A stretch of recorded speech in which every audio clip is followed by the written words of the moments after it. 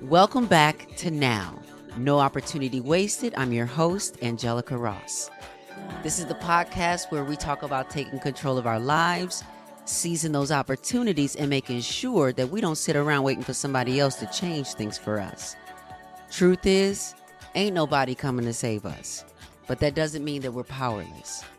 We have the ability to respond, to shape our own lives, our communities, and even our country. Because let me tell you something, if it's something that I've learned on this journey, is that waiting on somebody else to hand you an opportunity, to recognize your worth, or to fight for you, I'd still be waiting. But the moment that you realize that you are the one that you've been waiting for, that's when everything changes. All right, before we get into today's episode, as always, I want to start things off with a quote from Buddhism Day by Day, Wisdom for Modern Life by Daisaku Ikeda. Quotes for March 17th, and it reads, quote, "Wisdom is rooted in the souls of human beings. The way to acquire it is to follow the simple advice of Socrates. Know thyself. This is the starting point for the establishment of a sense of human dignity, preventing the degradation of human beings into anonymous, interchangeable cogs in a machine. The essence of true knowledge is self-knowledge." End quote. Baby, that one hits me deep because it has taken me a lifetime to truly know myself. And if I'm being real, there were times when I thought I knew myself, but I was really just reacting to what the world expected of me. I was playing roles, checking boxes, molding myself to fit other people's ideas of who I should be, what a woman is. But now, nobody knows me better than me. And that's the power. Because when you truly know yourself, you stop waiting for permission. You stop looking outside yourself for validation. And that's exactly what we're going to be talking about today. How we take that self-knowledge and turn it into self-leadership. Now, if you're ready to go a little bit deeper into this journey of self-knowledge and transformation, I want to invite you all to check out my new masterclass, Like a Butterfly, available right now in the Winner's Circle and for members of my YouTube channel. This class is about embracing your evolution, learning how to move with intention and adapt to all these challenges and step into your power unapologetically. So, if you're ready to stop holding yourself back, this is for you. You can find all the details in the show notes and head to my website to sign up for free. win.missross.com. That's win.missross.com. All right. This week, we continue to try to make sense with Renita Shannon, former Georgia State Representative, activist, and someone who knows firsthand the real stakes of the political shenanigans. She's been in the room, she's fought for progressive policies, and she also has seen just how weak and complacent the Democratic Party can be. Yeah, the frustration is real. We keep seeing these moments where Democrats have the power, but they're too afraid or unwilling to use it. And the more they refuse to fight, the more ground we lose, to the point where we are literally watching the full implementation of Project 2025 unfold right before our eyes. So how do we make sense of it? How do we hold them accountable while also finding ways to build power outside of them? Let's get into it with Renita Shannon. So much has happened since last week. Okay, tariff wars with Canada, Mexico, and China. Right. So, and that's not even the maximum number of countries that he has started a trade war with. So we upsetting everybody. We are upsetting everybody. Everybody want to beat America up. Allies, enemies, everybody. So explain to folks about these tariffs, because I think people think that this is something that is being put on these other countries, which, okay, it is, but it's not just the other countries that it's affecting. Absolutely. So, of course, people are confused. You're right, because Trump is lying about this once again. So, we're going to cut through the noise and tell you what everybody else knows about tariffs that Trump seems to not know.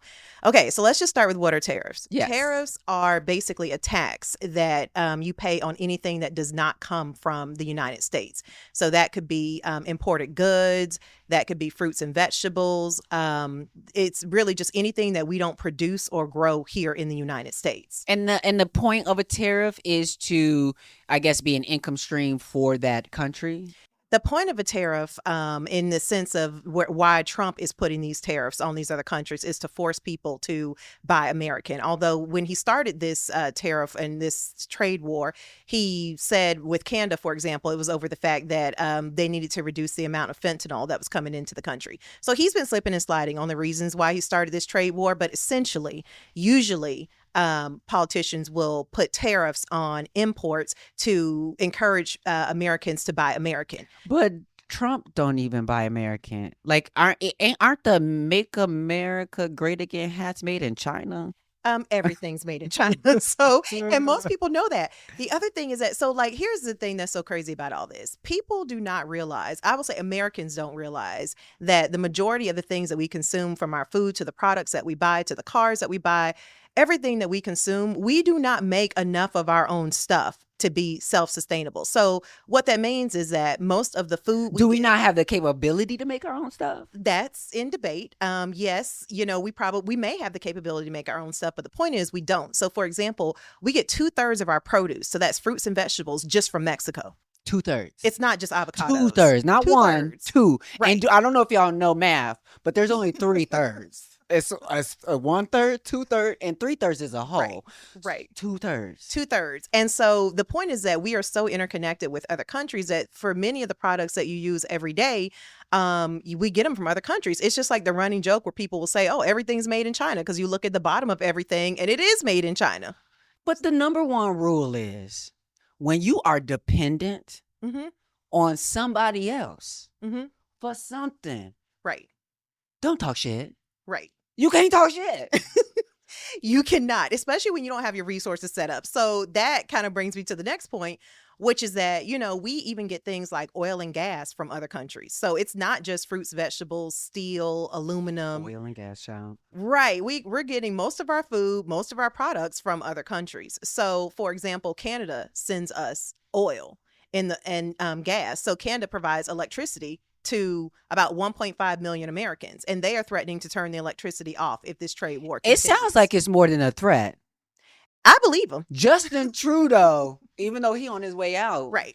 And he's out now, actually, right? He is. Mm-hmm. But that didn't sound like a threat. That sounded like, even if you roll back these things now, we're moving forward with some of this, so not to do this again. Absolutely, because Trump has been, lobbying these tariffs at other countries, and then he, for the second time now, just take Canada for example, he has said, "Oh, just joking, we're going to delay the tariffs." And so Canada has responded and said, "Listen, all the back and forth is causing chaos, it's causing markets to fall, which is connected to everybody's 401k and pension."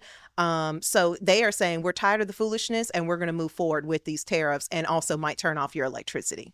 Oh, so who is that? New York?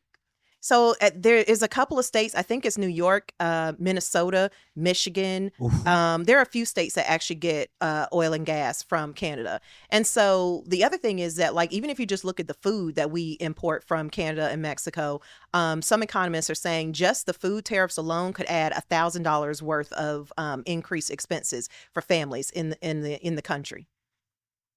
$1,000 per year of increased expenses. And that's not even including the aluminum tariffs that came out today from other countries. And so everything is going to go up. That's soda cans, the cost to, do construction for new houses, the cost of food, oil and gas, everything.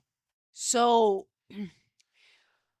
we saw images, obviously, of folks taking down liquor bottles and things like that. Jack Daniels taking all these things off of the shelves, and then I think Canada or certain places are not going to be buying their beef from America anymore. They're going to get it elsewhere.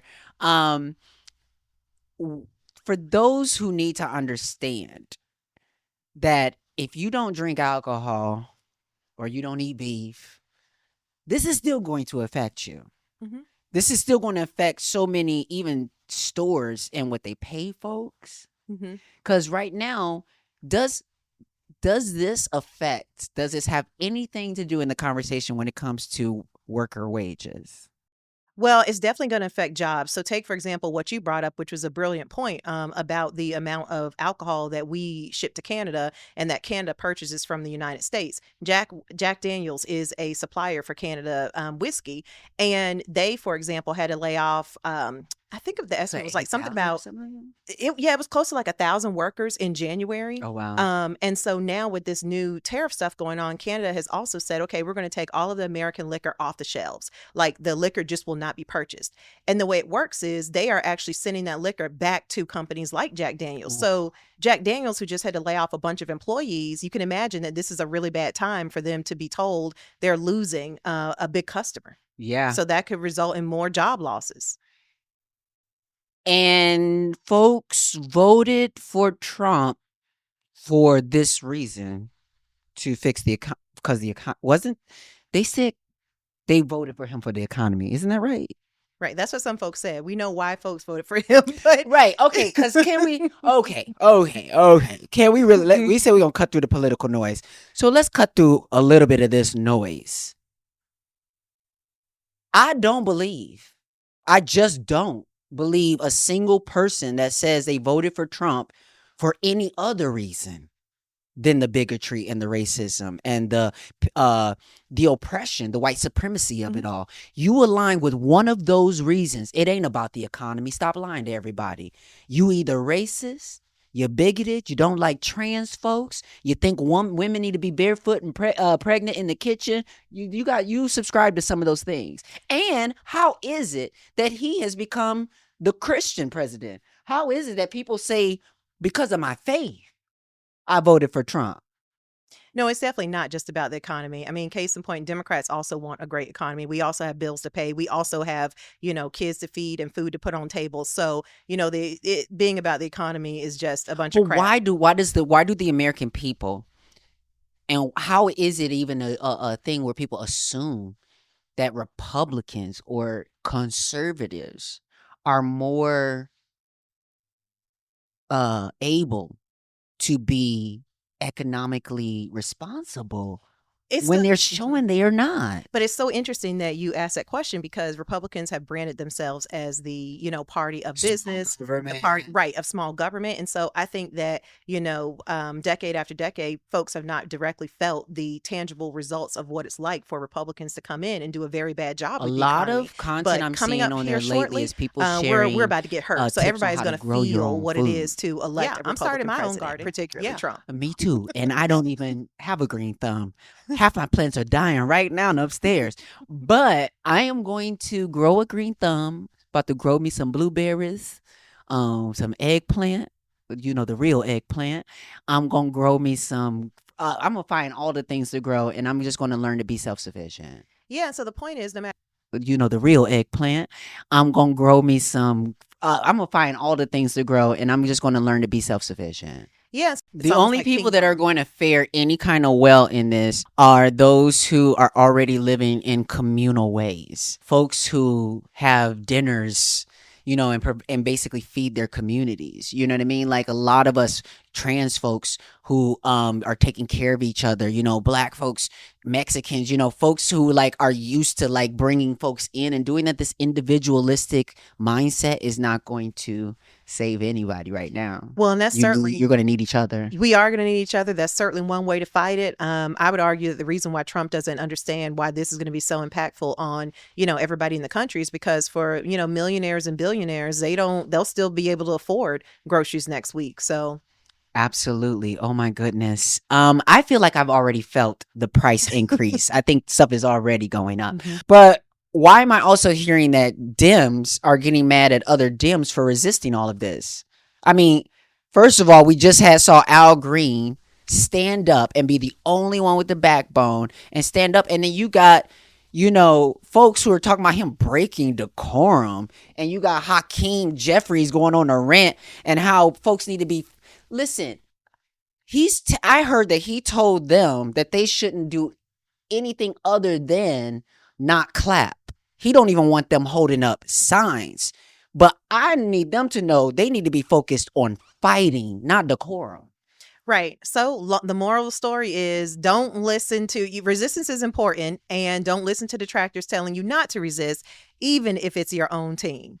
Yeah, what we saw last week was Democrats getting upset and even voting with Republicans to help censor Representative Al Green. I would say I'm surprised, but I'm not. This is something that Democrats have been doing for, quite a long time. I think back to 2019 when I was trying to filibuster a bill to outlaw abortion in Georgia because I understood it was removing bodily autonomy and removing access to health care. And we don't have filibuster in Georgia. So what I was trying to do was filibuster the bill. I stood up, gave a speech at the podium, and intentionally talked a lot longer than what the time that I was allotted. And I was hoping to basically talk so long that it would, kind of mess up the decorum of the House, and then we'd have to shut things down and the bill would not have a chance to pass. Long story short, Democrats got mad at me and did a similar thing of what they did to Representative Al Green last week, which was I had to attend a Come to Jesus meeting where I was chastised about breaking decorum. I was asked to apologize to the caucus. Apologize. And I did not. I was like, I have nothing to apologize for. And additionally, Democrats and Republicans wrote the ethics chair in the House to ask that there be a vote taken that I be censored or expelled. So. And wait, I think you almost told me that a couple folks had threatened to resign? There were some Democrats who threatened to resign over me showing that type of resistance. So that's why I say that just tell me you didn't even want to do your job. When right. you want to resign over something somebody else doing, that means you ready to quit. You just ready. You know what you doing? I'm ready to go. That's what that was. That wasn't no real thing. All I know is when you come from the most marginalized communities like me as a Black trans woman, your first priority is never decorum. You just don't have that luxury, and you never will. Right. Absolutely. And as I've always said, if you don't want to fight or you can't fight, then get out of the seat. Nobody's making you run for office. The larger point that I think that everybody needs to kind of look at it through this lens is that Dems, getting upset about folks resisting is leading us to really bad places. I think you saw this week where Mahmoud Khalil, yes. Right, the Trump administration went and is trying to deport him. He is a U.S. green card holder, so he's not a U.S. citizen, but he has a not only are they trying to deport him, they have disappeared him. Right. And people are using this language because, these were tactics, fascist tactics, in ways which there's no due process. There's no reading your rights.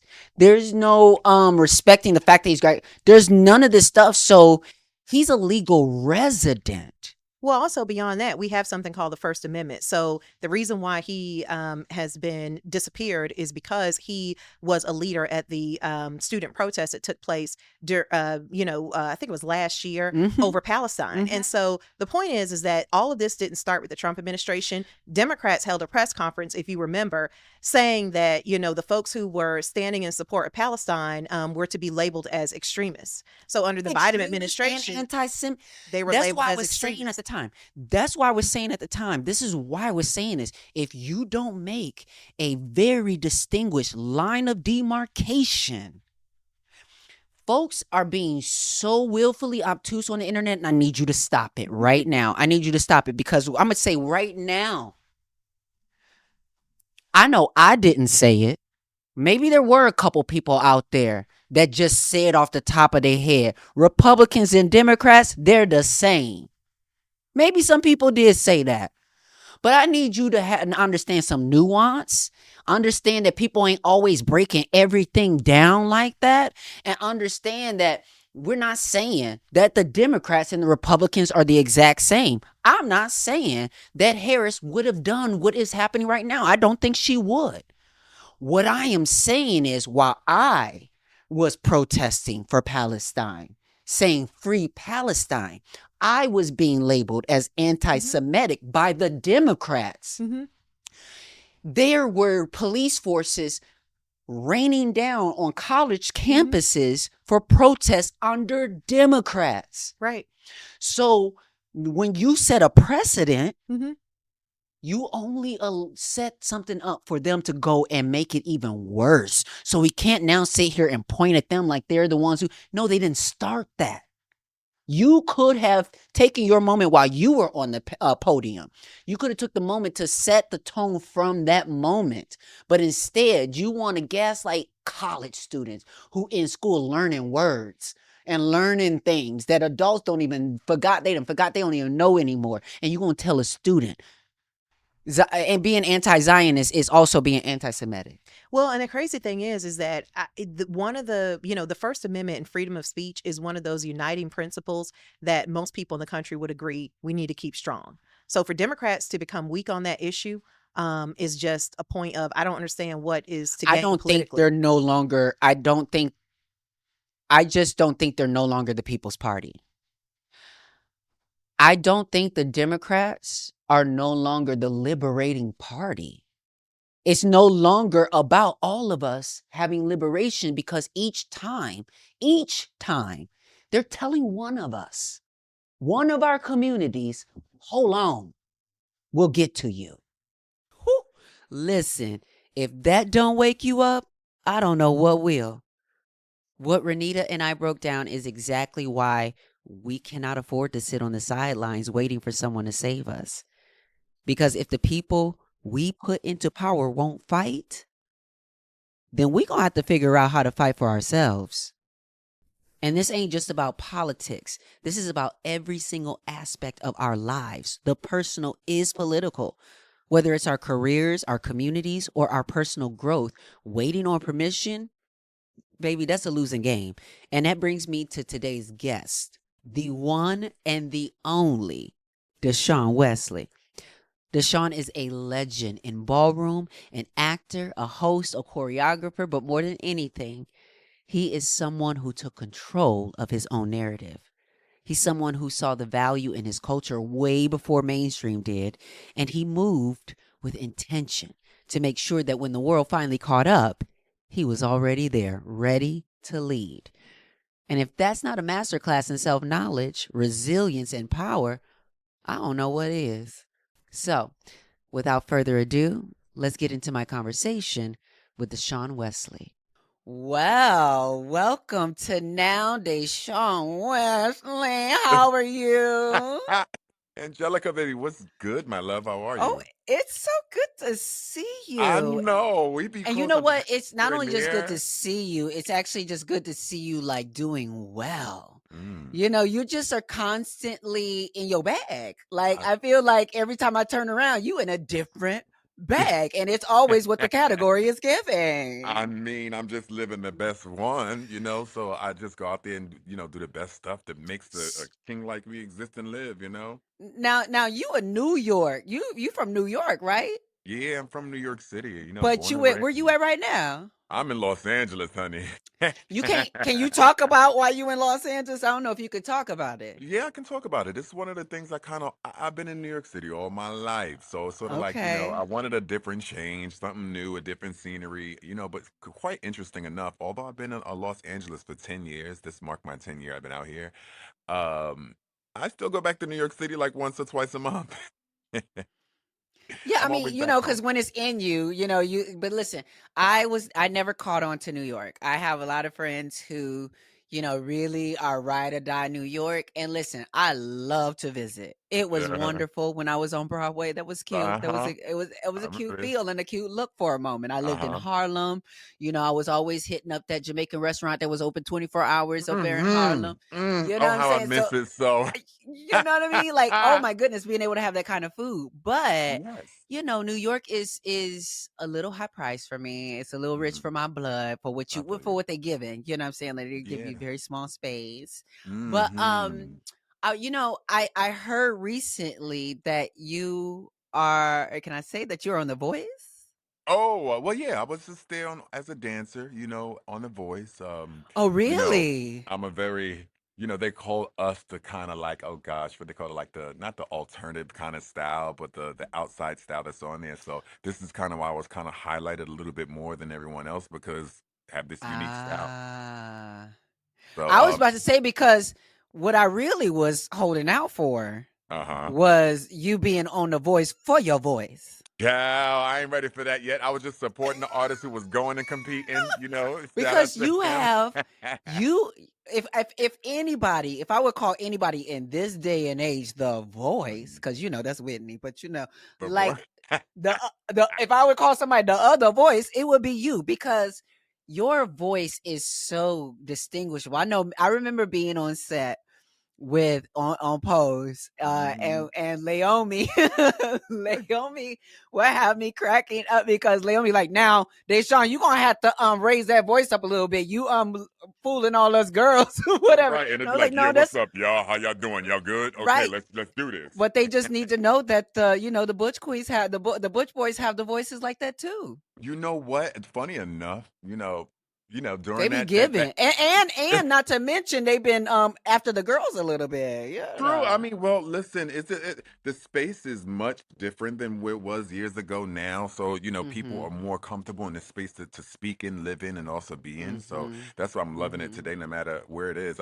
Someone actually called me like a Butch King the other day, and I was just like, oh my gosh, like you're calling I me feel that. I was okay. I get it. I got my little But feminine what's so essence. great about someone like you is Hmm. that you embody this artistic ebb and flow of masc and femininity in such a way that I feel like your masculinity, honestly, is kind of what I'd like to see modeled in like with cis het men, with straight men, because Mm, it's kind of the thing where you have your style. And for me, I'm yeah. looking at you many times I see you, it's undeniably masculine, it's your own kind of thing.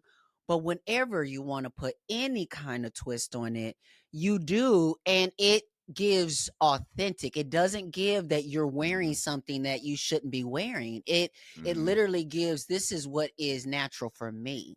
Well, you know what? I always say this is kind of so interesting growing up, definitely in Brooklyn, New York City, having the type of family who wasn't, prone or open to the sexuality, differences and understandings. Definitely when I was younger. So it was so interesting because I always, you know, had this effeminate thing in me, but I was always around, the men in my family. I was always supposed to be around the boys and play with the boys and all that. But, I always knew there was something that was just so comfortable about me that I just always wanted to live. And I always undeniably lived in my truth ever since I was younger, even if my parents didn't agree. And I came out as a young, Wow. at 14 years old. And from there, I just kept, you only got one life to live, baby. And the one thing I always told myself is that you have to like just live it unconditionally without no questions asked. I know some things may come your way, but the challenges are what makes you who you are today.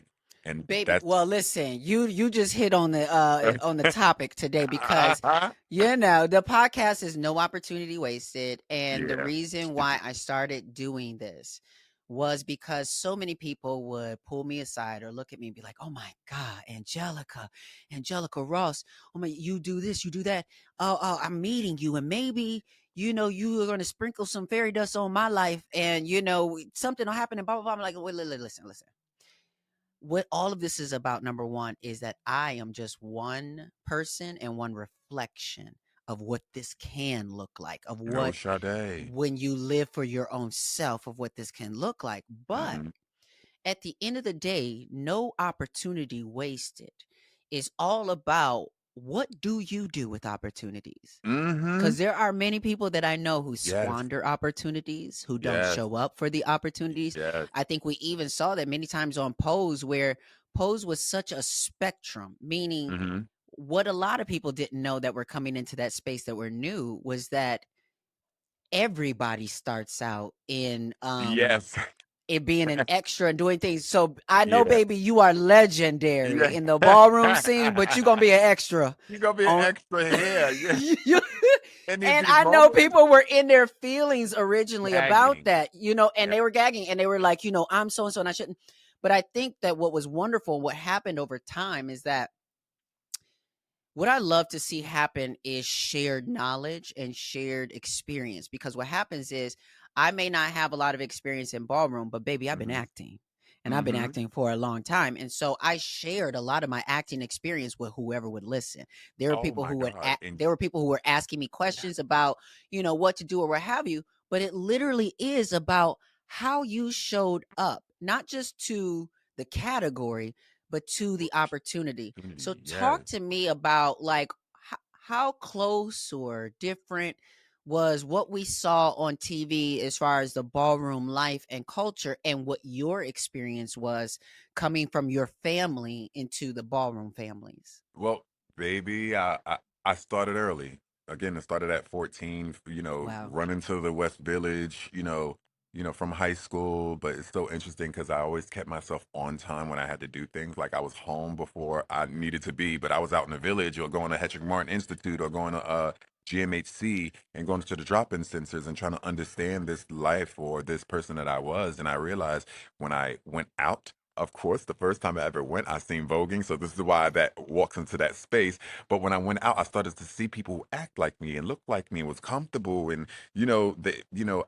I met a group of friends, and there's about like seven of them, and I always wonder where we are right now as an adults, but when I first came out, it was seven individuals from like, the feminine butch queen to the cute masculine butch queen who got the feminine features but still masculine, the masculine one who does too much, the one who's like two steps from, being a girl, if you get what I mean, but Yes, they're not. absolutely. And it was like a group of them, and I looked at them, it was so much they were black, they were confident, they were comfortable, we were around the same age, and I was like, what am I missing? What am I missing? And I realized in order for me to get my understanding, I had to show up. So I went and would go to the village every day. When I would go, I would run into these, ballroom folk. And, when I found out what I like about it, I start returning and going and doing. So as the years go by, I was about to say, earlier, I didn't have this voice before. She was a little bit like high pitch and everything like that. Really? So Crazy. she dropped. She dropped crazy. And I never forget, again, growing up, they say play with the boys, but I was playing with the girls sometimes too. So I was out and about, and I remember I was playing one day, my mom stopped me, and she was like, go play with those boys and put some bass in your voice. And I was like, well, girl, you asked for all this bass, but not enough treble, because it is like crazy. But like, doing these experiences again, I say those are the things and experiences that I had that allow me to sit in a space that I was in today, because I was able to experience firsthand what it's like to be around those who was homeless, who was out every day until 8 in the morning, or going to a ball all night, or hanging out with friends for a whole weekend and telling your mom that you're just with a cool friend, but y'all going out, hanging out and doing all these things. But those experiences helped me to get to where I am today, from the me being competitive and utilizing my knowledge of what I had from those years and Do you I remember the got first category that you walked? girl. The funny thing is that nobody ever asked that question. The first category I ever walked, I got chopped because I thought I knew I was doing in ballroom, right? I walked in, thought I should do runway. I was like, oh my gosh, should I do runway with one of those seven friends? Remember I told you about? We went to Yes. Jersey to oh my God, I forgot the name of the hall that's in Jersey, but when it pops it back up, it will. And they was like, you should do it, and I was like, okay. So I took my button down shirt off, put it in the bun and everything like that, and called myself walking and got chopped. So embarrassed. It was just so embarrassed. I was embarrassed, But you but know what? I think every girl got to get chopped, you know what I mean? So they build that yes. character. I felt good getting chopped. I was like, oh, I got chopped. I need to come again, but maybe I need to figure out what's happening here. And once I really started to get in, I realized the type of person that I was, because I have this feminine thing, but this voice kicked in. But then I still have this masculine edge, but this feminine thing about me. So when I decided to participate in this voguing stuff, back then it was only the feminine guys that do soft and cunt. The dramatics would look that crazy. But I know I felt this dramatic yet masculine, feminine soul that inside me that fit within this category, and it wasn't too many of us doing it, so I existed in that space. And Let me it ask you a question. When I wonder if it's a New York thing, I wonder if it's like a city thing, like Chicago, New York, because I think that as Black people, yes, you better show that face. Okay, I mean, you can I do either or. You giving face. Oh, is a category face she's today? Is it right out here cheekbones? now. Yes. Oh, okay. We're sharing Uh, cookie. but when it comes to the Black queer experience. I feel like it can be a bit of a it can be a bit of a mixed bag depending on where you're coming out at, because I feel like there's such a split experience within Black queer culture where you have some folks, many of us, who were bullied uh coming up, growing up in Black neighborhoods, with Black people that we grew up with, ribbing each other and doing everything. But if you was the gay one, or if you was a feminine one, or this or trans or anything, Hmm. there was bullying. There was a lot of things that many of us had to deal with. Right. But some of us then left these homes into other Black queer spaces, whereas, when I left my hometown in Racine, Wisconsin, and went into Hmm. Chicago, where the street was lined with rainbows, and that was going to be the place, baby, it Hmm. was all white. Hey, And it was the white people that controlled the clubs, the type of music that was played in the clubs, the girls that were yeah, getting paid to work at the clubs, like yeah. all the different things. And what I end up seeing, and what I experienced also early on, I remember doing drag around a bunch of white queens in like Rochester, New York, early on, Ah, when I first was coming out, uh-huh, and like Club Marcellas and all that up there. And uh-huh. yes, and I I bet. mean Pandora Box, Darien Lake, like Uh-huh. all them girls was up there, right? What I realized very quickly is that the white queens do not care if you are ashy. They do not care if you're dusty. They do not care if you don't have your stuff together, because then that means you are continuing to be no competition for them. Hmm. So it wasn't until I got around other Black queens and my drag mother, Tracy Ross, who was like, girl, you're not gonna walk out the house like that, or you gonna pull this on, girl, you need to put on some more makeup. Like, Hmm. girls, that, because when you're young, you think, you just put on a little sprinkle or something and then you good And to you go, think you because you bad, you don't you the best one in the spot, you know? right. You don't need nothing, right? But Right. you learn to do all those things. So, but I feel like, unfortunately, when I look at some of our Black folks in community, I can see that they have not benefited from knowing the acceptance of Black culture. Like, not Definitely. just Black queer folks, but other Black people who don't give a damn if you're gay or this or whatever. And so I see this kind of internalized Mm. anti-Blackness. How did you not run into the fetishization of Blackness in white LGBTQ spaces and all these other things? Definitely. And again, I came out early. So when I was out, we were taking over the white space, which is the West Village. We were going out there for many and many hours. The cops were getting complaints from the residents in the areas because, we were in a white area in Manhattan trying to live our lives and be comfortable. We would take over the streets, you know, shout out to those who was working the streets and working the blocks when the time was to come, but that was their way for them to, to get their income. Absolutely.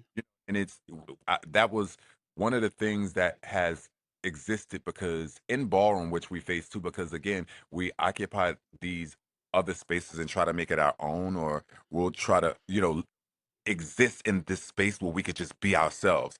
So I usually say this is what happens in the ballroom scene right now. This is why I love the fact that we've grown from the space that we were in to where we at right Yes. now. Because we used Yes. to look at the ideology of whiteness as being something as Yes. the ultimate top and the base. And as I see right now, please forgive me if this is too much. You know, If what's too much. I'm sorry, it's a helicopter, an airplane just passing Oh, I by or something. wonder. Marcel, do you hear that? I don't hear it. Yeah, we Oh, don't my hear thing it. is good. I Okay. was about to say, Great. whatever you using over there outside, I need the tea on that. Oh, I'll tell you, baby. That technology, because I'm like, you do not sound like you sitting outside. Oh, baby, I'm in my little front yard chilling right now, just having a convo with Angelica Boo. That's cute. Yeah, Yes. so yeah, I mean, again, in this ballroom community, even where, I'm not sure years ago and this line stopped, but some people still use it, but we use like, oh my God, I want to be white woman cunt. We want to be white women rich. We want to be white women like kind of like poured into. So, I love that that ideology is not the same anymore because, and that's how I felt back then. Like, I didn't look like them. I didn't have what they have. I didn't have that experience. So why am I applying myself Well, of this and whiteness? that's why I have a certain read. I'm not gonna call her out right now, but Got that's you. why that's why I have a certain read for certain folks who don't understand their whiteness in these spaces Yes. and don't understand why people are going up for you when you're walking in a fur coat looking like Marilyn Monroe, bitch, because that's what the girls are trying to look up to, that kind of privilege. So you are Hmm. embodying that.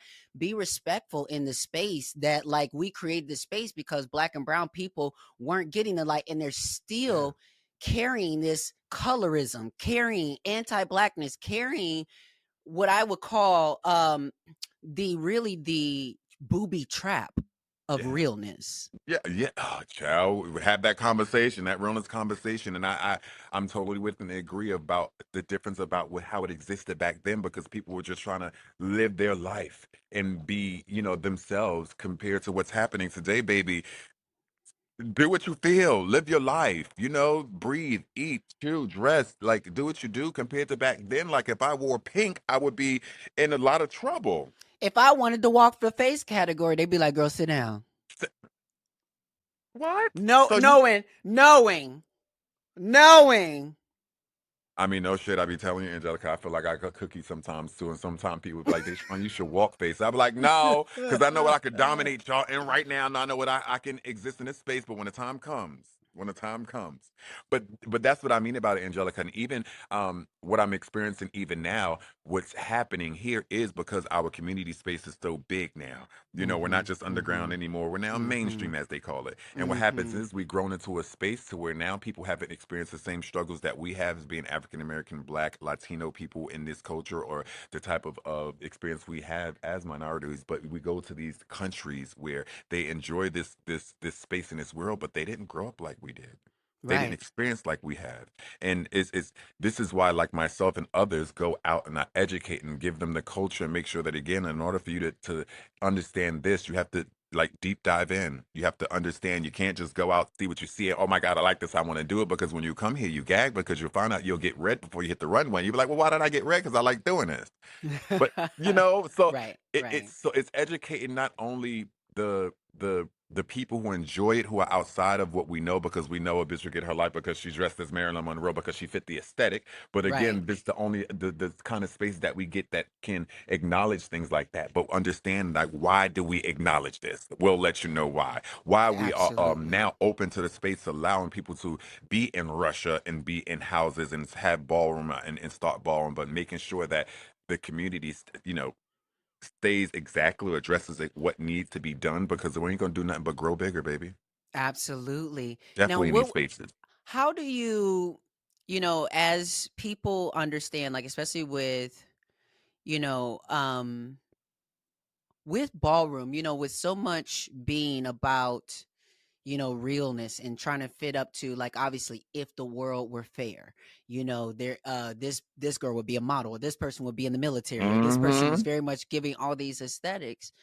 Where do you see the community has grown from this place of having to put on airs, Mm. having to almost fake it till you make it in so many ways, to then actually having to show up with realness?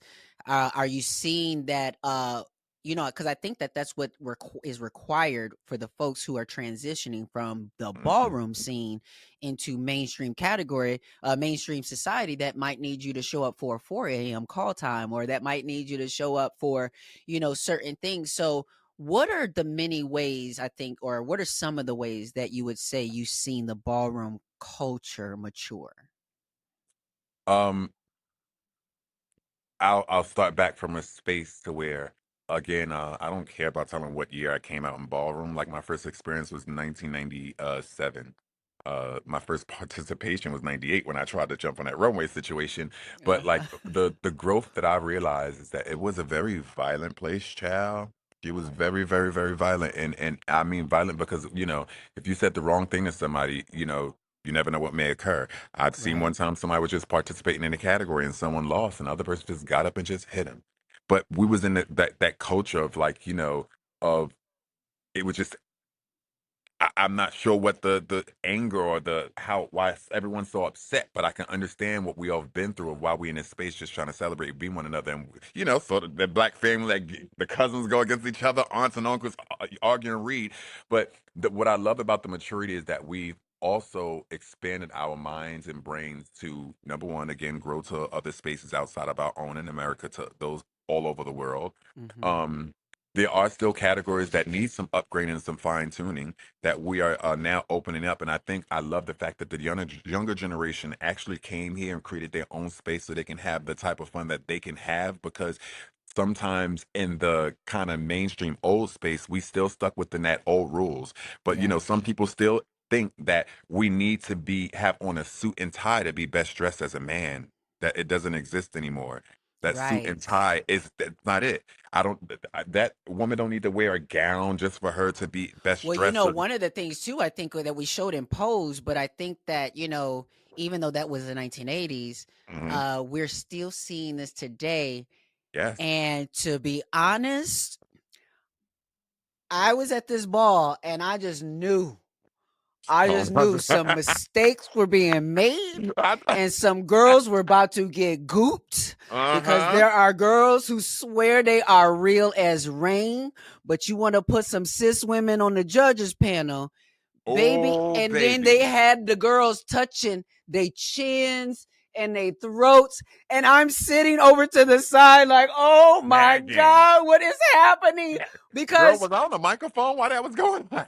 I think you were. I think you were emceeing while that was going on. I'm sitting here, Brandy from P Yes. Valley. There was also Gail Bean Yes. that was there, and obviously Mary J. Blige and all them. But when I saw them start to go for I said, "Oh no!" Because now we're in a situation where something we created. Now you invite these other people to the table, and now it's violence. Now that kind of, because I'm seeing I was seeing some of our legends, like the girls we go up for, getting packing. Because what we did was we taught the outside how to understand what's going on here. So when they come here, have the opportunity to now sit in a space, and we never know how somebody may occupy a space. Someone could be nice, somebody could be shady. Baby, that night the celebs came out, and Law, my gosh, and Law let the girls have it. Law said, "Don't you do it." and what I mean about this is, and I think because we've grown in such a space now, because I remember back in it years ago, celebrities used to sit on panels as well too. I remember Khalees was at a ball one time, and she sat on a panel or whatsoever, and it's like these are opportunities because we appreciate them. We love those who turn into our community, definitely our black women who turns in and like, give us our kudos and live with us and communicate with us and everything like that. But like we had the opportunity space for celebrities to sit on a space and panel because, that's always been kind of a thing. Now, for a whole plethora of straight people be on a panel, we've done that quite a few times. But again, they're coming from a space of not knowing how we structure our everyday, and they're coming from a space of y'all, y'all giving us the knowledge, so we're gonna go here, child, and the people express. So that day, that Baby, real, I felt so bad, but I literally pulled Gail aside, and me and Gail have been talking ever since, because I literally pulled her aside and said, "Okay, I totally know what you're going for, and they just told you the rules, and these are the rules." But in what you need to understand about this is that this level of realness is coming from a place with keeping in mind of where we come where we from. come from. Yep. And so it's never, yes, we go up for the girls who are unclockable and unspookable and all the different things or whatever, but um we have to navigate various surgeries and different things that either we had the money for, didn't have the right surgeon for, and different things. So as we're building ourselves up, this is a place for us to build our confidence. And also, like, obviously a girl doesn't step onto the floor when she's not, feeling like she can compete. But at a certain level, you have snatched yourself together in such a way. And I think the point is for everyday people. The point is that, girl, you can be ugly, Mm-hmm. You cannot And have still the be best. Listen, you can have a badly built body. It's about how you carry that badly built body. exactly. It's about what you drape onto that badly built body. And this is why I support my women because you know again because let's just say this panel of straight people don't know that this woman got her body done and is being celebrated for it, but in the outside they're just saying, oh well, but again with that celebration, that work that she Mm-hmm. put in, and Mm-hmm. again my women go through so much in this community, definitely even in today, about realness, because again, who are you to say that she is not real because she don't have the long hair that somebody else has, But because think she don't about it have the this way. finances and But think about how this crosses over. And this is where I thought that I hate to be I hope that people see me. I really, and I don't care if they don't, but I do hope that people see me for truly how I show up. And it's like, I'm not trying to be a party pooper, but if we say that we want to be aware of certain things, then I'm probably going to be that girl that's going to like at least raise a finger and say, "Hey." So the thing is like, again, you can see what how we judge ourselves, and then how we judge each other, and then how we teach the rest of the world to judge us. And we are still trying to hold up to this measuring stick that is about cis, hetero, straight people or whatever.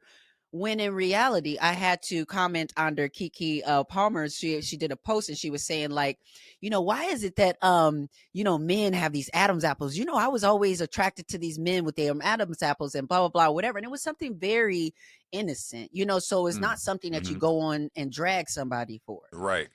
But it's these type of conversations where we have to have more clarity and understand that Callista Flockhart has an Has an Adam's apple. oh There yeah. are many cisgender women that have Adam's apple, so not all men have them where they're prominently shown, and not all women have them where they're absent and they can't see them. But when we do this, we automatically create transphobia, and in these Yeah. spaces, especially in an environment now that is given cisgender women, and for those that Mm. don't like that term, that are Mm. giving born women, Mhm. I'm it is Get what that it is. conversation. Yeah, we Yeah, know. yeah. But they are stopping them at the door and saying, excuse me, ma'am, or sir, uh I don't think you quite fit in the bill. I need you to go home and shave that little mustache that you got growing. And there be the gag, because we had this whole conversation where people were judging trans people and saying, well, they should shave and they should do this. And it's like, first of all, nobody owes you a performance. Right. Nobody owes you performance, first of all. Second of all, I have been to so many black beauty shops sitting around with the girls, and some of them are getting their lips waxed, and some of them saying, you know what, I gave up on it and it's just going to Yeah. be what it is. You understand what I'm saying? So you got to stop judging folks by these boxes that none of us will be able to None fit. of us. Oh, So what that just we end said up finding that. out, I think, from Ballroom, the thing that I took mostly from Ballroom and from Candy is kind of like, when you don't necessarily fit, you know what I'm saying, snugly into some of these boxes and categories.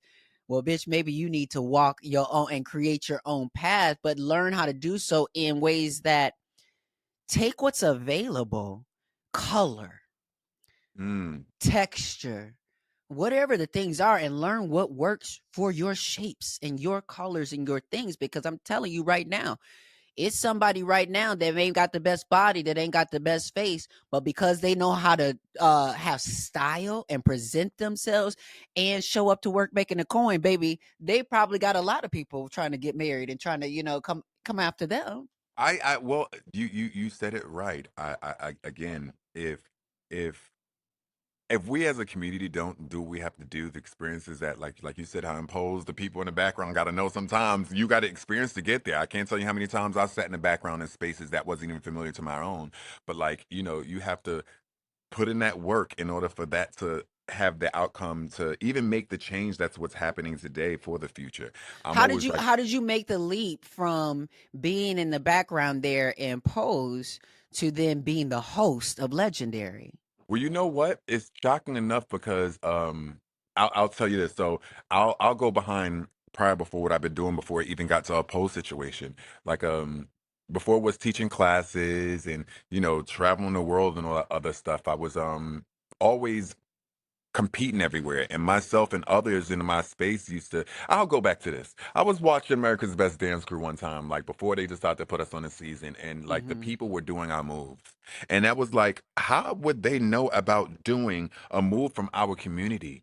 And it just it didn't make no sense. I'm not saying that's been a beginning space, but that's what made us try to work hard within the ballroom community, or those who are who takes the talents outside of the community and make the world see, because sometimes we can see how easy for us to do something and it can be taken away Mm-hmm. just like this. So what I Just like did was that. I showed up, baby. What I did, I didn't mind being a background when I was 14 years old on Law and Order, because that's what happened, child. But what I did in order to do that, I did my research online in New York casting. I was paying these things. I was doing something much Wow. different that a lot of people were not doing.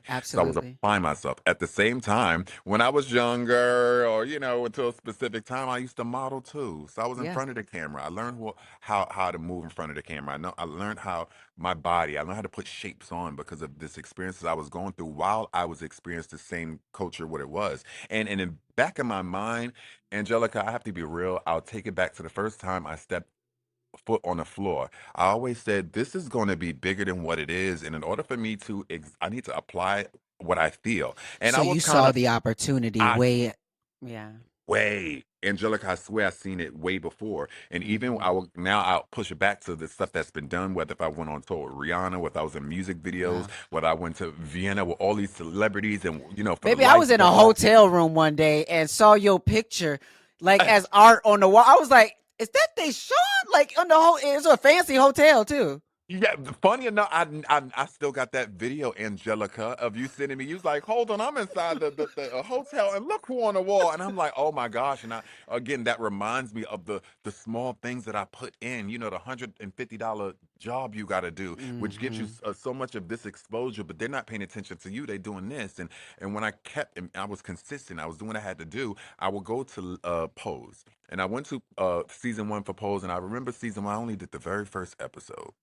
The very first episode, they Wow. just brought me in as a dancer and everything like that. And I was like, you know Oh, what? I remember. At Yeah. specific spaces, I was like, and we was outside at the pier when it was cold. You remember that? And we had to Yep. wear the bags and things, Yep. Yep. I the bags and remember. all the hot pads and everything like that. Oh my goodness. Yes, and I was there as a dancer for season one, episode one, but that was the only episode I did. And then when they came approach me again, I was like, you know what? Deshaun is one of those people who's traveled, who's done things. I put in the work. A lot of people seen the work that I have done even prior before getting to these spaces. Whether if you see me on my house, you see me on How Do I Look, you see anything when it comes to ballroom spaces, Deshaun's, is being spoken, whether it's microphone commentating, whether it's competing, or whether it's just me being my natural self and giving some good advice, because I'm all about love and making Yes. sure everybody move how they move. So when they came to season two, I was like, well, Deshaun gone. What's up? I know how it is, and it's about the community. They brought me in even to being under, Was it the House of Wintour? the House of Wintour. Oh yeah. You I was know, living. I gagged. I we gagged. came and and, Came and in. felt so good, Angelica, because at the same time, what it did say for me was because I was able to see my friends have this opportunity of being in a space that they never experienced before. That's fun and new for them, but they have to learn to work by sitting there for 12 hours before we actually shoot the first spot. This is something you have to do. So occupy your time with something good for those 12 hours. So when it gets there, you do what you got to do. But then, like, I was able to now sit in this space to where the work I was putting, I was seeing it because, it was happening. Here I am. Angelica's chair is right there. Deshaun chair right here. Billy Porter chair right there.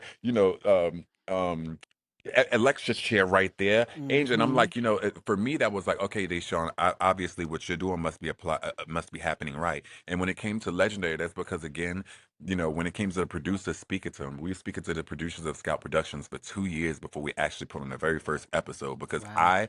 they came, we had a meeting with them, and I remember they brought all the leaders from Los Angeles and brought them inside of a room together, and then we were having a conversation, and everybody was like, yes, yes, yes, and I was there like, and they was Mm-hmm. like, Mm-hmm. they keep on bringing you up. So what you got to do? Because you teaching, you traveling, you doing this, you putting on the Vogue on balls out here that's happening right now. What's going on? I'm like, if we're gonna apply this, we have to do it correct. And of course, there was a lot of things that happened with Legendary. I'm sure. That And listen, I know, listen, here's a situation. And, sometimes we are able to, what I do is When I was on Pose, I basically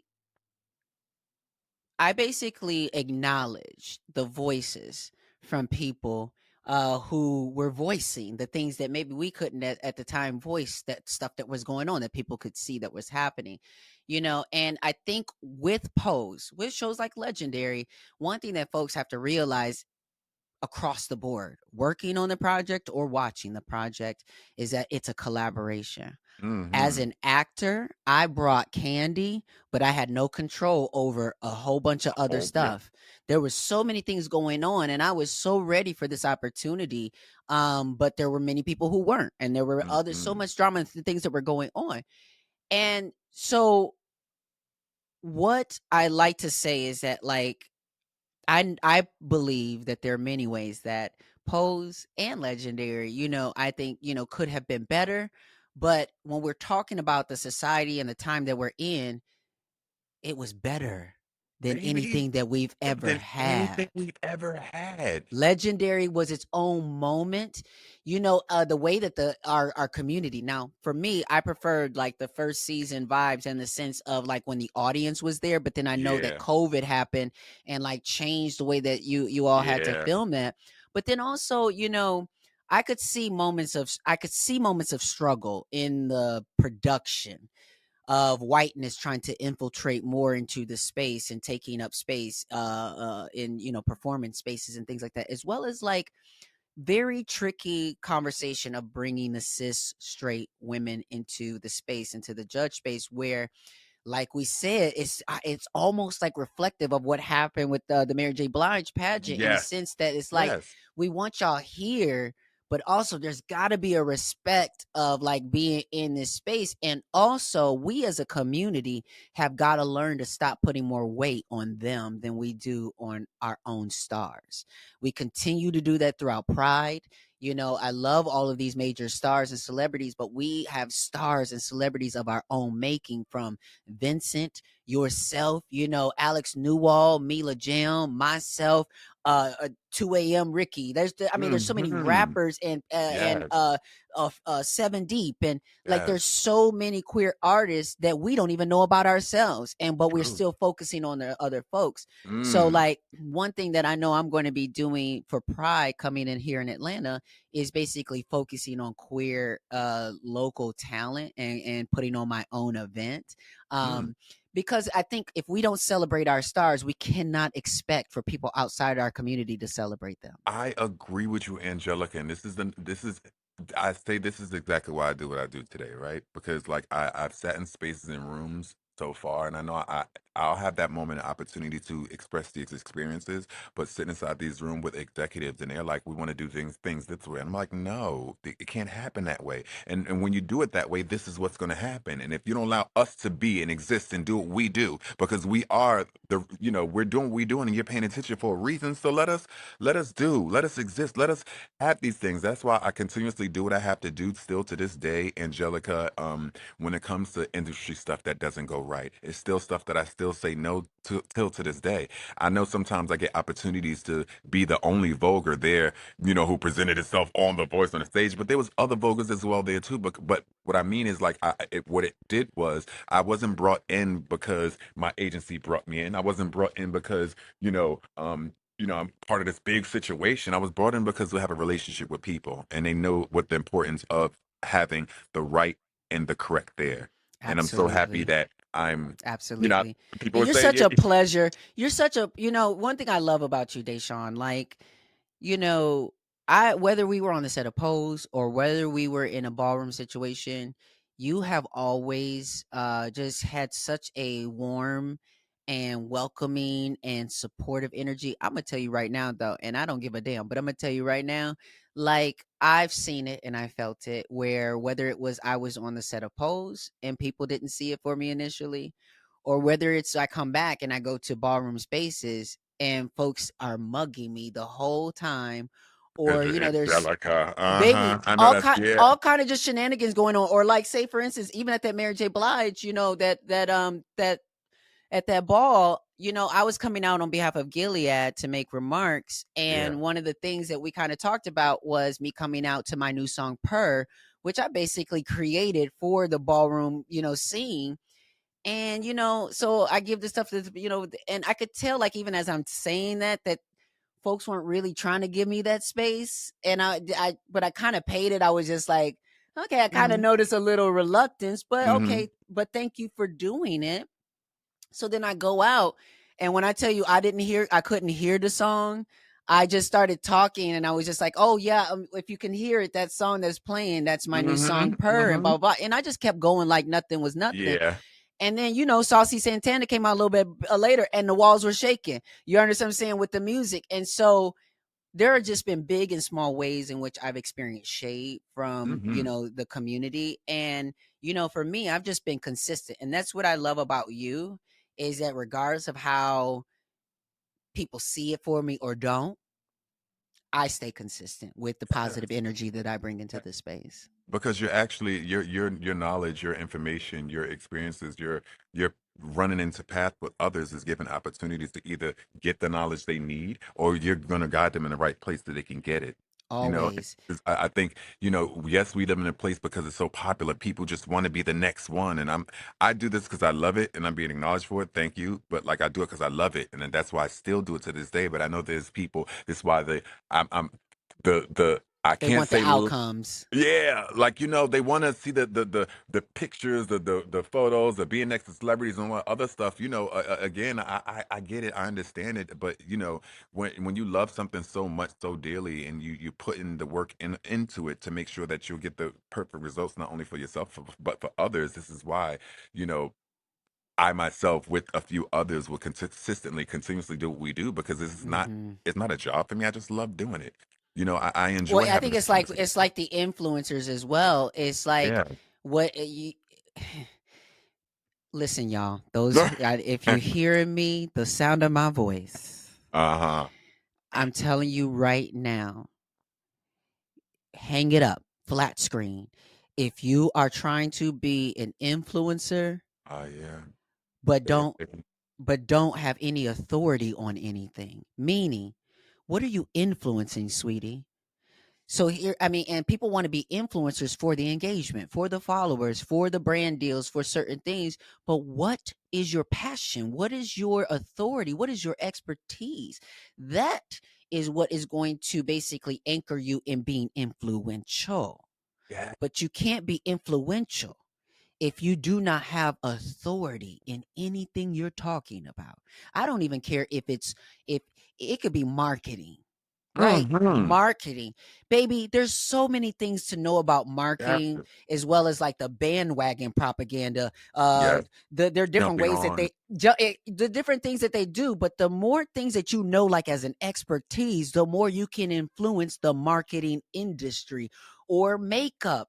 If you are a makeup, like, how are you influencing but you don't know how to wear makeup or put it on nobody? Oh, they didn't tell someone how to put it on. It's again, you're correct about the space of authority of even speaking or the knowledge behind the You are where authority. you're at because you are literally a ballroom authority. Authority. I not only do this dancing, I say it on the microphone, speaking as well too. And I'm like, uh, You are you, nasty you, on that baby, microphone. you saying about authority. Let me tell again.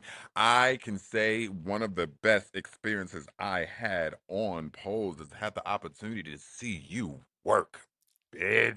And I mean that because you're beautiful, intelligent, talented, charming human. But baby, oh my gosh, to hear how you prepared yourself and you would go so all natural and how everyone when you stepped on that floor, Angelica, to even deliver your lines and how authentic and natural and how real it felt. Like, girl, I even when it came to the funeral part, I was thinking like, girl, well, I'm getting emotional and this is a damn TV show. What the hell is happening? We filming this, but it felt so real because you embodied a Thank you. character. And by the way, there are characters in this community who are like that. This is why they appreciated you as a character because you spoke in such a space that we don't get to speak all the time.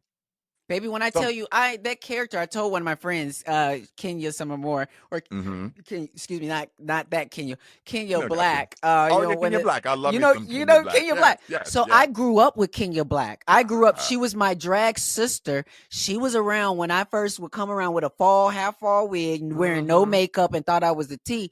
The And T. she would like look at that little cross dresser. She would call me a little cross dresser, and so that's why I would call Blanca a cross dresser in the show. Like I literally You ate pulled, that from and me. even though I didn't always feel as sexy in what they put me in, for Mm-hmm. Candy, I pull from Kenya because one thing about Kenya is like Kenya just oozed sex. Like it was just something she didn't even have to, she just the way she walked. So Yeah. like in my mind, I just kept telling myself I'm the sexiest bitch on this thing. And so, and even if I didn't feel it, and so even when I talked, I was like, you don't know, I'm moving like I just am so Yes. sexy, whatever the case is. So, and, You had to be there to see everybody. It felt so good. I loved you. I'm sorry. On set for thank me, you. amazed. I had a great Thank time. But you. it's just to have this. I had this. I had the I opportunity was to see really it, serious about I was baby. really serious about it. I love everyone, and everybody know I give the greatest experience because I love to get the experience as well too. But baby, to see that in person, for you to deliver, it was even to me at some points. I was like, "Well, damn, Dashaun." So in order for me to be in shadow now next to this house of Windsor, it's not like I'm always in the background with the girls right there. You have an opportunity to speak, and this lady's showing you right here how she takes these lines that was here, but completely like did her own thing. And like, do that Baby, the again. way I was telling Laomi, cause let me tell you something about Laomi. I kept telling Laomi, I was like, Laomi, you's a funny bitch. Laomi, you are naturally funny. I need you to bring that to these scenes. And she was like being very respectful. She was just like, look, I know that I'm not one of the main characters in this scene. I was like, girl, I wasn't the Oh, main yeah. character in the scene. When they Yeah. wrote Candy in, I didn't have no lines. I had to make them up. Girl, Right. it's about literally and what I told people in the funeral scene, like I remember there were just moments where there were people who were doing too much all the time. There was one girl who was just stepping in front of my camera at times. I was like, girl, this is my shot. This is my camera. Like, step back. Like, and so there would be like times when Billy's preaching, say for instance, or Pray Tell's in the thing giving a speech, and people are trying to chime in, but they're doing too much and they're I'm like, going yeah. over his lines and they're, doing certain things. And I'm like, listen, think about it this way. We are together creating a symphony, a score. And in these moments in creating a score, you have to realize how important silence is, or the rest. The rest is just as important as a note. Hmm. And so when you know that, listen. Listen for the music, listen for the cadence of how things are going, so that you know just the right moment to speak up, that it will get heard and not cut because you're speaking over someone else's line. Can I tell you something? After watching you, that's why the opportunity happened for season two. Because when I seen you on one of the episodes and you did something, and then I heard that again, you take your lines and you just got this whole plethora of things of how you do to make it so natural. Mm-hmm. I realized I had to take a line. And I did the same thing on Pose, and they actually gave it to me. And I See, remember when I did it, I think I was battling oh God, I was I'm about to say Ryan, but I was battling Jamal. Yeah, yeah. Jamal and Ricky. Uh Oh huh. no, Jamal and they had brought in another ballroom person to battle us. And Pray Tell was scoring us and everything like that. And it again, I felt what you were saying, what you've done before, and I was watching what you're doing. I was like, maybe I should see if I can do something because I felt good. He's like, score Shadow. And I was Winter, and I was like, Winter. And he was like, oh, Shadow Winter, I know your house, bitch. But what I mean about that is when we shot that again, he looked at me for saying it.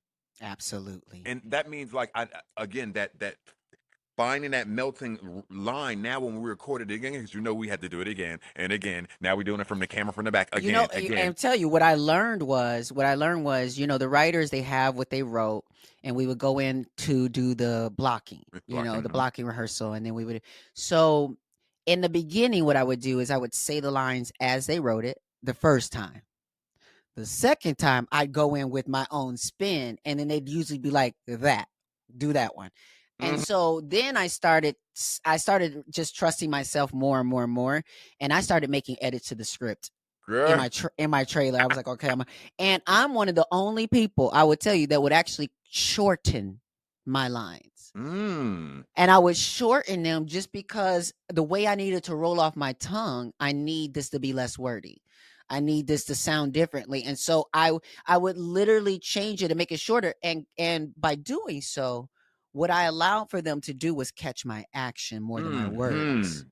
So remember when Lath, there was a point where the Lath, the boy, they were walking, the trans boys were walking the category, and Oh, yeah. Candy's just being real thirsty, and she's sipping Yes, on her I straw, remember and that. she's being real thirsty. Mhm. Baby, when I tell you they had said action, because the first line was there was a line that starts it off, but they were called they call like camera speed. They're setting the camera up and they're about Yeah. to call action. Camera speed, Bef- yeah. Before they call action, here I am with You my you straw. carried.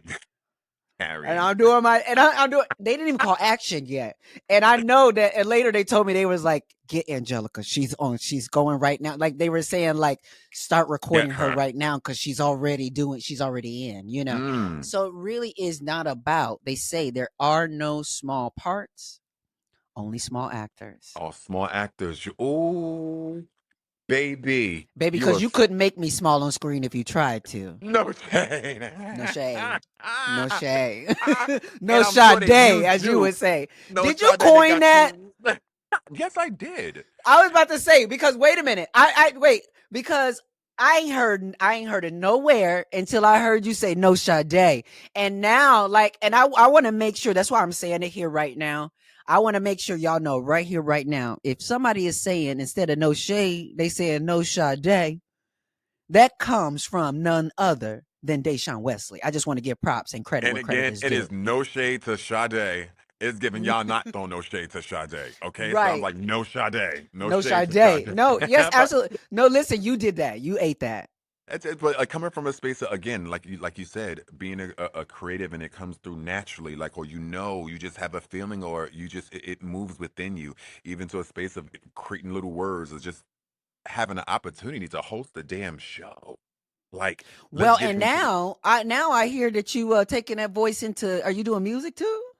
I was yeah, Wait, I listen, because this is what I'm trying to say. This is what I'm trying to say. talk to I me. be producing and making music and doing the things. So You do you know well. I do, and I have a song. I have a song that I think that you would be insane on doing like some MC stuff on. It's called Custom Made. Ooh. Um, the hook goes Negotiate. Let me get Gucci. custom made. Let me feel that beat. Let me bring that heat. Ha. Listen, right after we get off this thing, I'm gonna send you the rough cut of it. And Uh-huh. one of the rappers on it is Oliver Twist Oh, and okay. also 2 a.m. Ricky. But I want it to be one of these songs. But I want you to like commentate throughout it. So I want you to hear it Ooh, and see what you're feeling or whatever. But I know mm-hmm. you're gonna feel it right away. Good. But I do want this song to be like, I don't know if you remember that song. I think it was Nas and Jay-Z. I mean, I think that there was like this song that just kept going and it had all these rappers that kept coming on to the song. Well, I think I know I what you're talking about. Oh my yes, gosh. it's Just to Get By, I think it was. I think it was And it Just to was Get rapper By. after rapper after rapper Yeah, after and they rapper, and just they kept kept. coming on with a new verse or whatever. Mm-hmm. I want this thing to almost be like, when somebody what do they do? They not remix it, but when they do like a stitch or something with your like sing with me or something, but Mm-hmm. even more than that, of a social media thing, of just something that, because I'm the producer of the track, Yeah. keep it going. Who's the next rapper, queer rapper that's going to do a Ah. verse on it or whatever. But when you hear this, it's Gucci, Prada, ain't got nothing on my body, nothing on my body. Versace, Balenciaga, ain't got nothing on my body. I'm custom made. It's like Oh. is the hook, but it's very, it gives, it's all it gives. Yeah. Oh, I want those labels. Give me your. Yes, because that's why I say I'm sending you this track right after we have this Okay. conversation, and listen to it. Let me know as soon as you do listen to it. You have to listen to it right away. But when you do You listen got it. to it, hit me up and let me know your first Well, we need to talk response. about this because I've been like, now I'm experiencing this space, by the way, because of me being a commentator, me grabbing a microphone. I have this Mm-hmm. opportunity in space. One of our things that we do is kind of hype people up and chant and give them the feeling, and let Yes. everybody know, whether the person's competing or in the room, to feel good enough to Yes. even watch, participate, and do everything. So, I always wanted to, but I honestly feel like, as the scene grows more, and if you look at it, Angelica, we have artists out there who are sitting here doing some commentating things. We have artists Yeah, who are getting acknowledged for doing the same things that we were very doing. true. And I don't think that, Very true. we know what we need to do as We just need to own our space. own our space, own our sound, And we create also have our to stop sound. giving up so easily to Yes, outsiders, especially if they're not willing to have a respectful relationship with the yes. community. Yeah. Angelica, that even in this space that I'm sitting in with music, again, everybody, I'm sitting in this space at the same time making music, giving people the experience of where I want to go as I'm making this music. Because I can't have you saying, "Oh, that crash sounds good," or you didn't. I'm like, "Well, you never been to a function, so you can't tell me where that crash need to go." I can tell Right. you, and let's create our Mm, original crash, so we ain't got to pay no girl in order for that next situation. So this could be ours and that belongs to us. So I'm absolutely. learning in this space as well as I'm Listen, creating. we can learn together. Cause listen, I'm I'm gonna tell you. I'm Listen, here for it, listen, I'm gonna baby. tell you. Listen, I produce like this. I'm talking about I produce songs. So I Uh-huh. now got it down to a place where I've created some environments where I can take my studio virtual, so I can Mm. bring people into a virtual session. They can see me just like this, recording onto a track. They can hear it as if they're in the studio in their ears, so they're hearing exactly how I'm hearing, in real time. So we can do some things even if we're not on the same coast. Okay, all right. Let's. So I'm always in the studio. I'm here for it.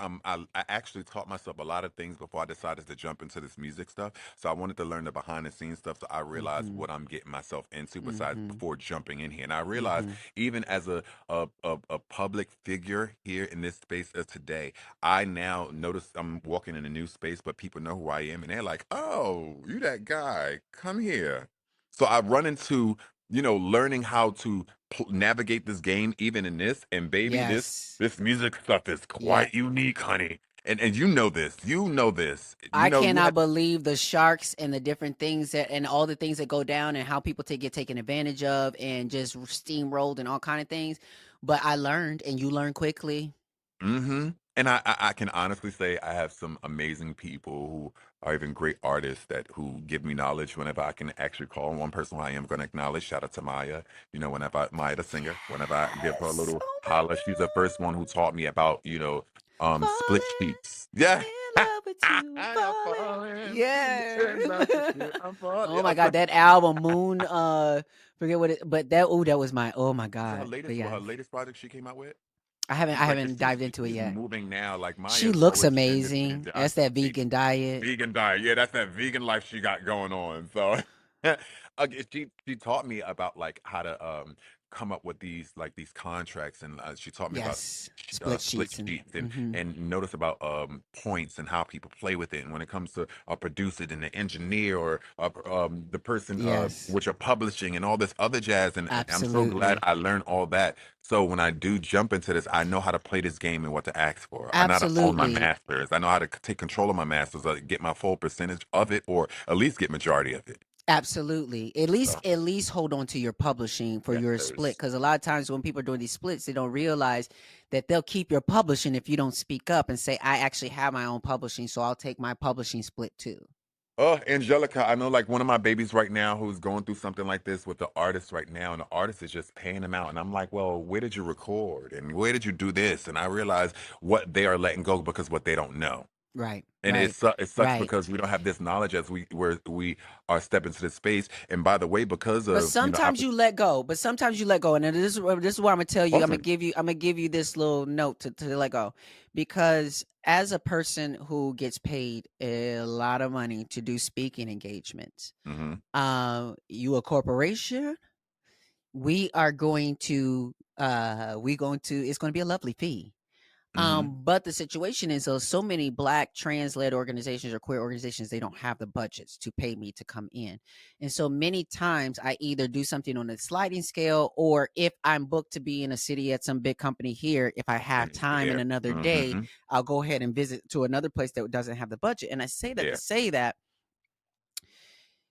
just like what I think Issa Rae spoke about this a little bit when she talked about how so many creators and people are looking up here and saying, Mm-hmm. "Ooh, I want to work with this person and I want to work with that person and what have you." And usually those are the person who are going to take advantage of you, goop you, and do all these different things. No And they're Sade. not necessarily looking to their left and looking to their right of the people who are hustling just as hard, This not is people who hard, are looking for somebody else to but create something for them, but who are someone who's saying, hustling. I am hustling, I'm bringing what I'm bringing, you bringing what you bringing, maybe we could do this.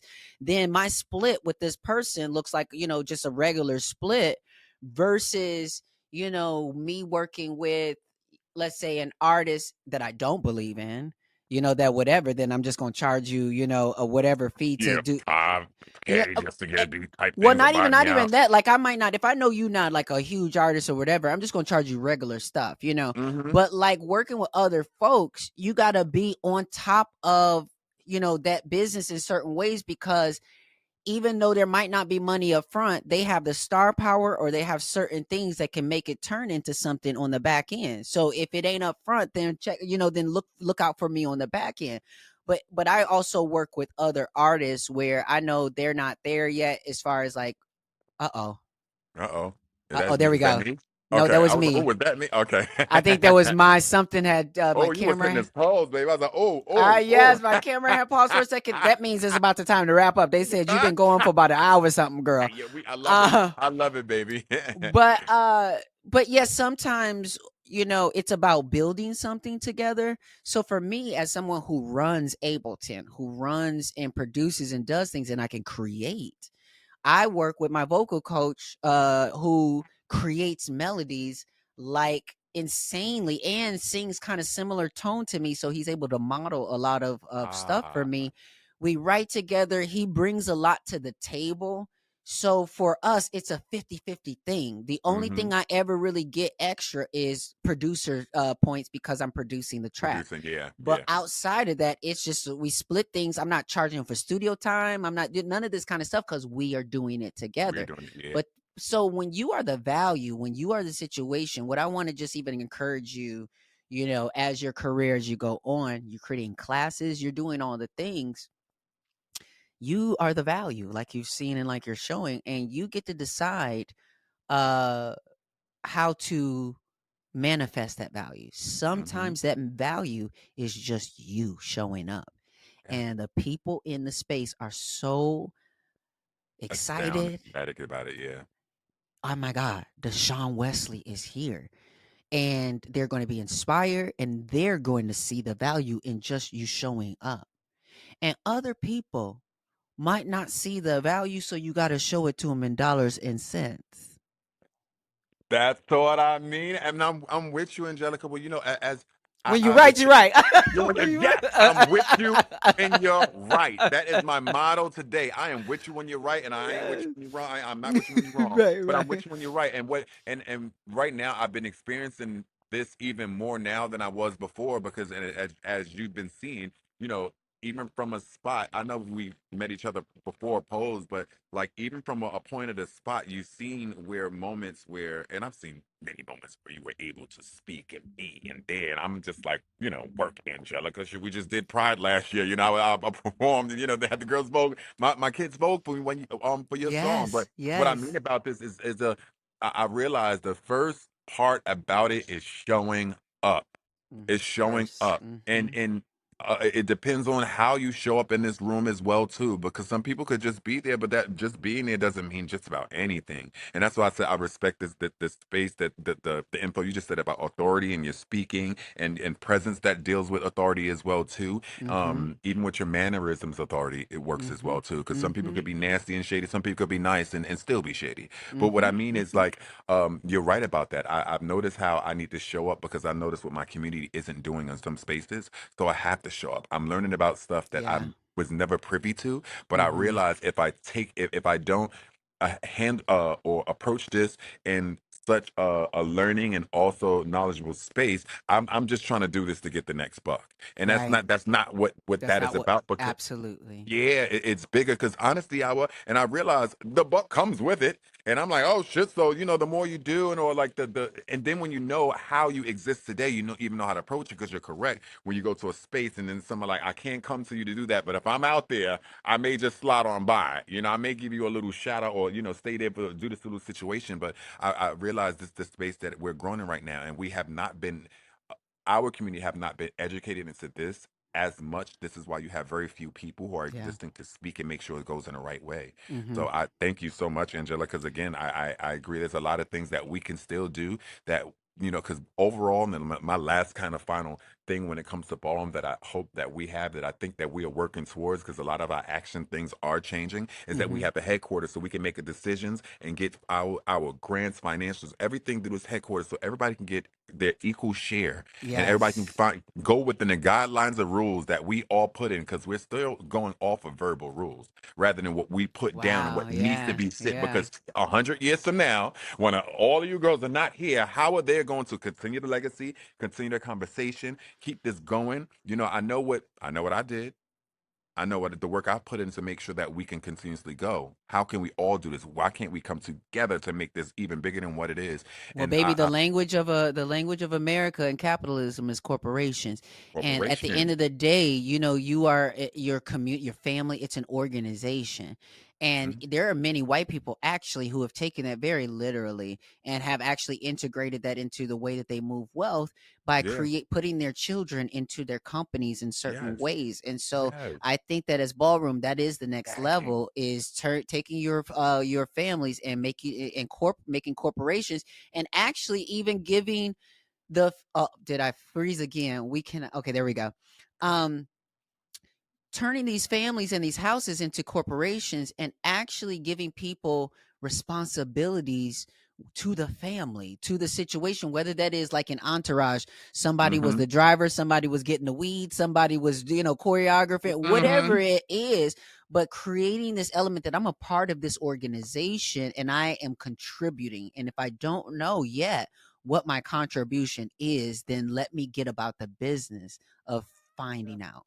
Well, can I tell you one thing? I'm not sure if everybody knows. I know you know, but everybody out there know I have my own house, the house of Yes, Basquiat. a And Basquiat. the one thing that so a few things that I did, and I'm gonna name just quick three that I want to make sure I do as I started this house. Number one, Yes. when it came to ballroom, we usually go within these neo the Eurocentric kind of names of having like, Prada, Gucci, da da da, which is all even not American specific names, but like we idolize these names rather than actually going to a space and idolizing or researching and loving what we experience or we Yes. kind of achieve definitely in Yes. our space. So that's why I chose Basquiat, because Basquiat, again, this is a man from New yes. York City, by the way, but then again, Mhm. had this opportunity to have these experiences in a space where we thought it couldn't exist. Yeah. So he's able to speak in a big space to name. And I didn't want to do that with something I was not familiar with, that they will look at me as just you know, another child. That's just the folks in that community.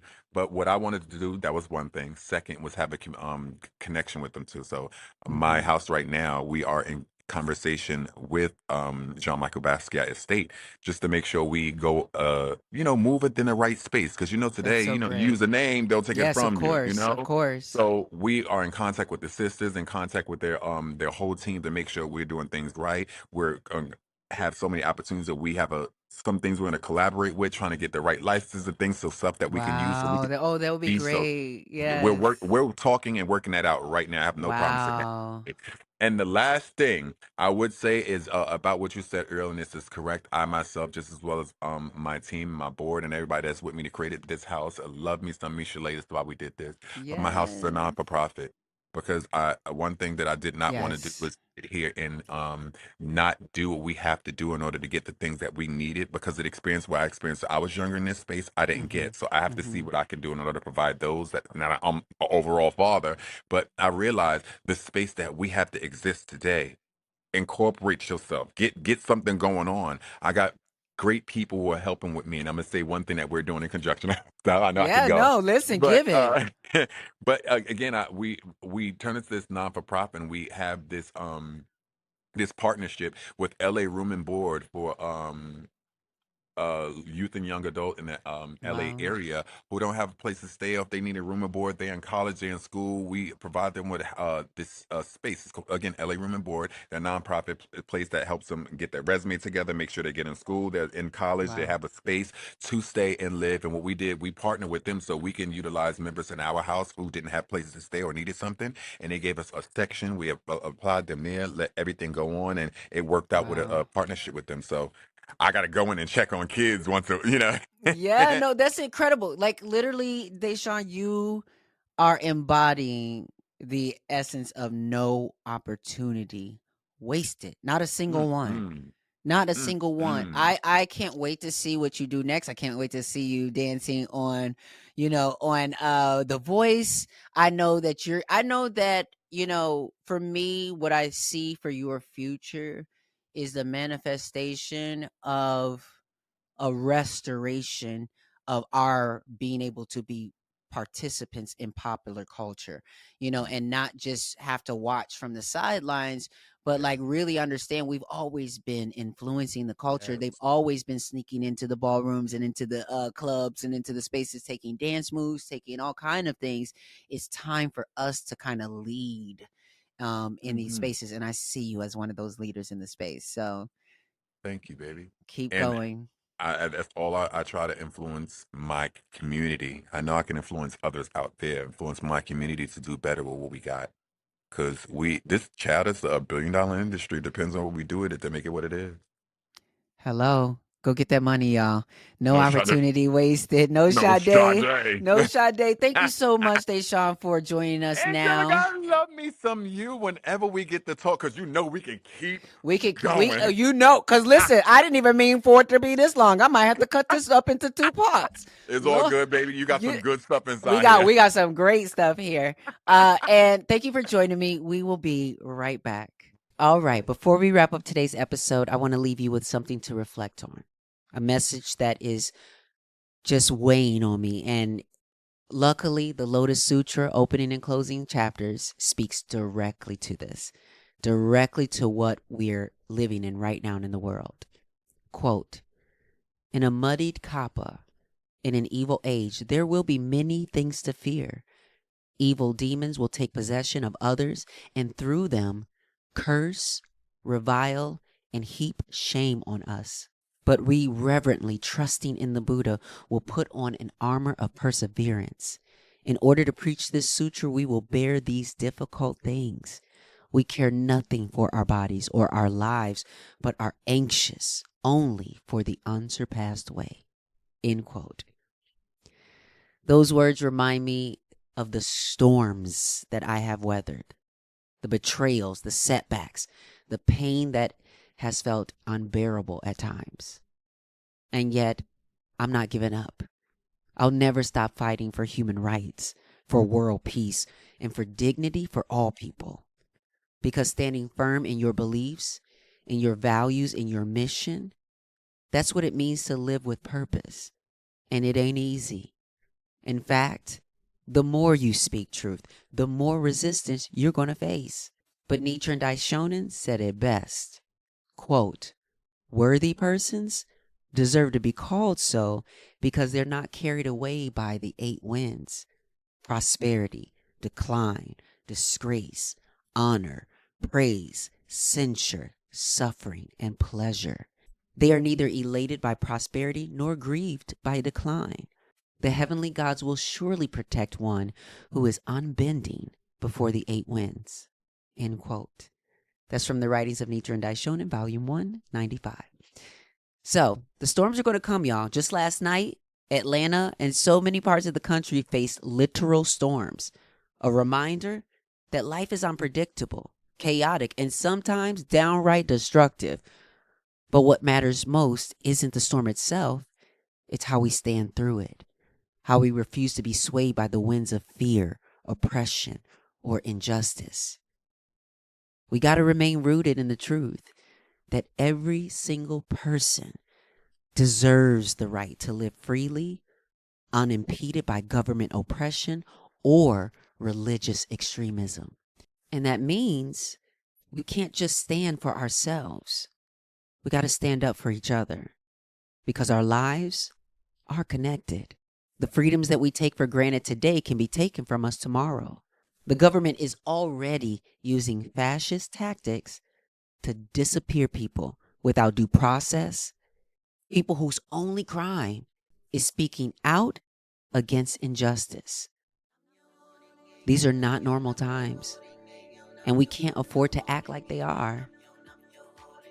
So, if you feel overwhelmed, if you feel like you don't know where to start with this. Stand for something. Stand for somebody. If nothing else, make sure that when history looks back on this moment, it can say that you chose to resist, that you chose to be a voice, a protector, a beacon for truth. Ain't nobody coming to save us. But together, we can save ourselves and each other. Until next time, take care of yourselves, take care of your people, and take action wherever you can. No opportunity wasted.